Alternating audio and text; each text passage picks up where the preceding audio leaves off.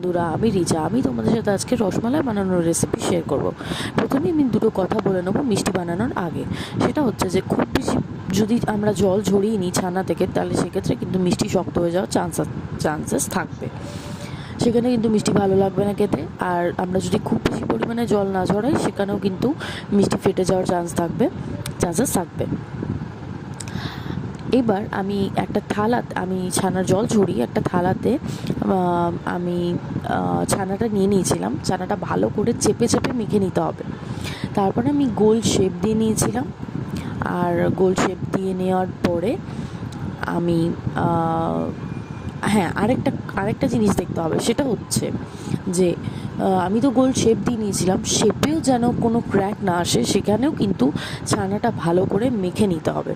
যদি ভালো করে ছানাটা না মাখা হয়, সেখানে কিন্তু মিষ্টিতে ক্র্যাক আসার চান্স থেকে যায়। আমি তারপর নিয়ে নিয়েছিলাম একটু বেশি পরিমাণে জল, চিনি আর এলাচ। জলটা বেশি পরিমাণে এই জন্যই লাগবে, কারণ জলটা যদি শিরাটা পাতলা না হয়, সেখানে কিন্তু মিষ্টিতে রসটা ঢুকতে পারবে না। না ঢুকতে পারলে কিন্তু মিষ্টিটাও খুব সুস্বাদু হবে না খেতে। তারপর শিরাতে মিষ্টিগুলো দিয়ে দিতে হবে।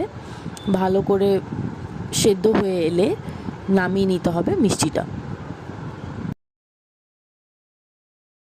আর এদিকে আমরা মালাই বানাবো। মালাই বানানোর জন্য লাগবে দুধ, একটু গুঁড়ো দুধ, একটু এলাচ আর একটু মিল্কমেডটা আমার কাছে ছিল, আমি তাই দিয়েছি। তোমাদের কাছে মানে তোমরা চাইলে নাও দিতে পারো। এদিকে একটু দুধ আর একটু এলাচ যখন অনেকটা পরিমাণে ফুটে আসবে, একটু লালচে লালচে ভাব এসে যাবে, তখন আমরা দিয়ে দেবো মিল্কমেড আর গুঁড়ো দুধ।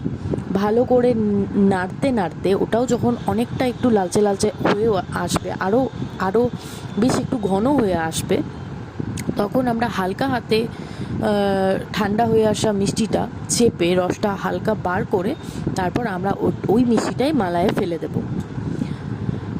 মালাইয়ে দিয়ে যখন আরও একটু ঘন একটু ফুটে আসবে, তখন আমরা ওই বেঁচে থাকা শিরাটা দিয়ে দেব মালাইয়ে।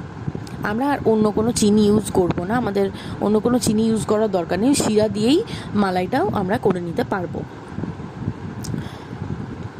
ঠিক হয়ে আসার 10 মিনিট আগে আমরা দেব। তারপর ভালো করে ফুটিয়ে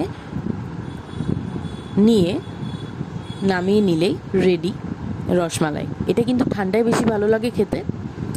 তোমরা ট্রাই করতে পারো। Thanks for watching. ভালো লাগলে একটা লাইক আর একটা কমেন্ট করে দিও।